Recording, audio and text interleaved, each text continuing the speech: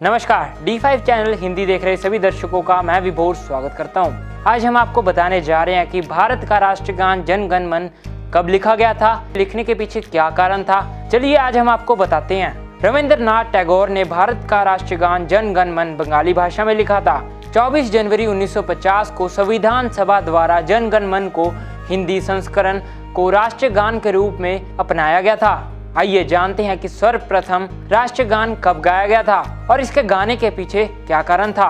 15 अगस्त 1947 को भारत को ब्रिटिश उपनिवेशवाद से स्वतंत्रता घोषित की गई थी और नियंत्रण की बागडोर देश के नेताओं को सौंप दी गई थी। भारत की स्वतंत्रता प्राप्त करना नियति के साथ एक प्रयास था, क्योंकि स्वतंत्रता के लिए संघर्ष बहुत लंबा था, जिसमें कई स्वतंत्रता सेनानियों को बलिदान देना पड़ा था और कईयों ने बलिदान दिया भी था, जिन्होंने अपनी जान की बाजी लगा दी थी। भारत का राष्ट्रगान जन गण मन ये एक ऐसा गाना है जो किसी भी देश के इतिहास और परंपरा को दर्शाता है। यह देश को एक अलग पहचान के साथ सभी देशवासियों को एकजुट करता है।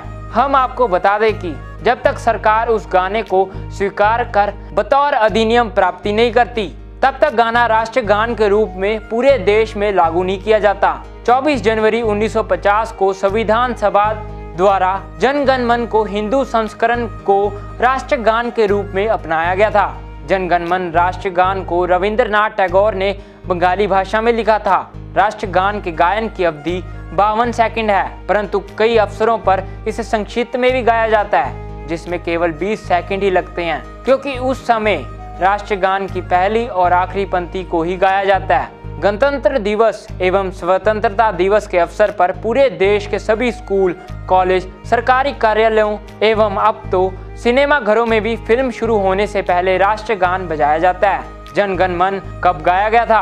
क्या आप जानते हैं कि सन 1911 तक भारत की राजधानी बंगाल हुआ करती थी। 1905 में जब बंगाल विभाजन हुआ तो आम जनता एवं आंदोलनकारी भंग आंदोलन का विरोध करने लगे। तब अंग्रेजों ने कलकत्ता के बदले दिल्ली को भारत की राजधानी बनाया। धीरे धीरे भारतीयों के दिलों में स्वतंत्रता की भावना जागृत होने लगी।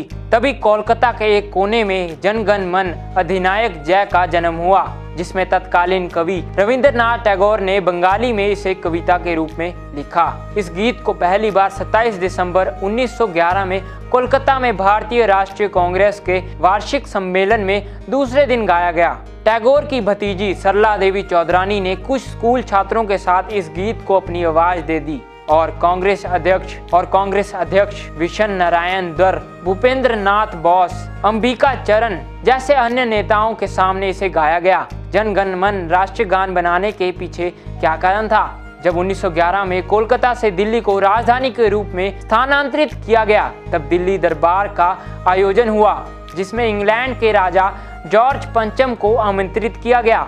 ऐसा कहा जाता है कि रविंद्रनाथ टैगोर को उनके स्वागत के लिए गीत लिखने को कहा गया। उस समय टैगोर परिवार के कई लोग ईस्ट इंडिया कंपनी में काम किया करते थे, इसलिए रविंद्रनाथ टैगोर से जब गीत लिखने के लिए कहा तो उन्होंने बंगाली भाषा में जन गण मन को कविता के रूप में लिखा।